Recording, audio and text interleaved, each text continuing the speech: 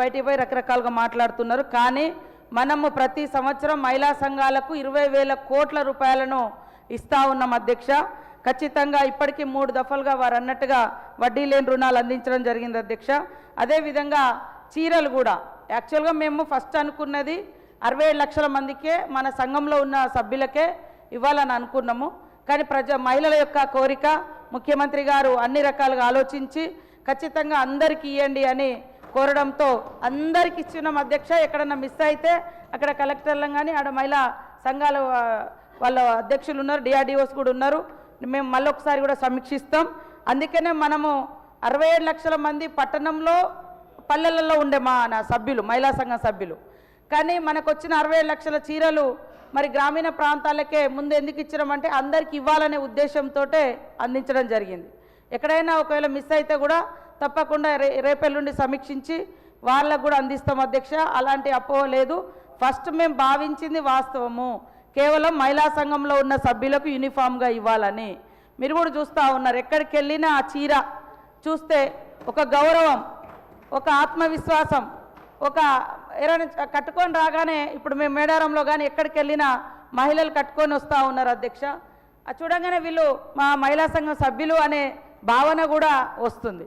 So అది ముందుగా అందరికి ఇవ్వాలనే ఇప్పుడు నెక్స్ట్ అంటే మేము ఇప్పుడు అనుకున్నది అందరికి ఇవ్వాలనే పట్టణాలలో ఆపడం జరిగింది. ఇప్పుడు మార్చి 1 నుంచి పట్టణాలలో కూడా అందరికి ఇస్తాం.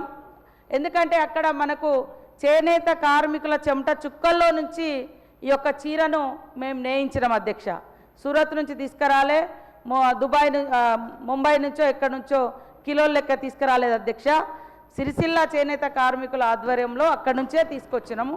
వాళ్ళ శక్తి మేరకు వాళ్ళు నేస్తూ ఉన్నారు. మనకు మొదటి దశగా వచ్చినాయి అన్ని గ్రామాలలో అందించినాం.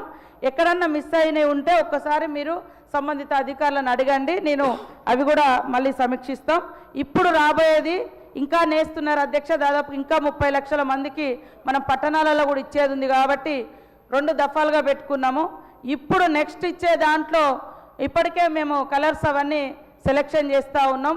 ఇంకా బెటర్గా అంటే అందరికి ఒకే టైంలో ఇచ్చేటట్టుగా కూడా ప్రణాళిక చేసుకుంటాం అధ్యక్ష.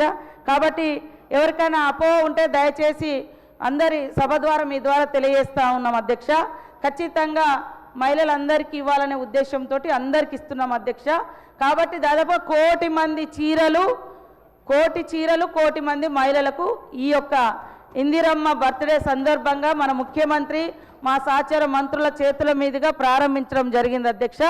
కొద్దిగా ఉత్పత్తి కాడ లేట్ అవ్వడంతో ఆగింది, పట్టణాలలో పల్లెలలో లేదు.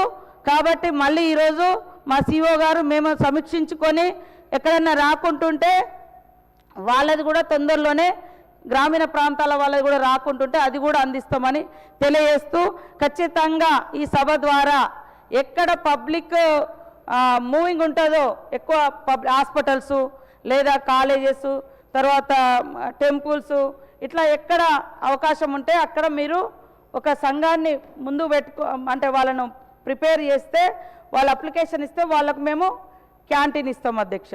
క్యాంటీన్ కావచ్చు, లేదా మిల్క్ సంబంధించి కావచ్చు, లేదా కిరాణం సంబంధించి కావచ్చు. ఆ లొకేషన్లో ఇప్పుడు హాస్టల్స్ ఉంటాయి, 1000-2000 మంది పిల్లలు ఉంటారు. అక్కడ వాళ్ళకు డైలీ సోప్స్ అనేవి లేకుండా రకరకాల వస్తువులు ఉంటాయి. అలాంటి షాప్ పెట్టుకోవడానికి కూడా మేము సపోర్ట్ చేస్తున్నాం అధ్యక్ష. తద్వారా మహిళల్ని ఆర్థికంగా మరి బలోపేతం చేయాలనే లక్ష్యం అధ్యక్ష. కాబట్టి తప్పకుండా అన్ని చోట్ల ఇలాంటి షాపులకు గవర్నమెంట్ ద్వారా సపోర్ట్ ఉంటుందని తెలియజేస్తా ఉన్నాం అధ్యక్ష.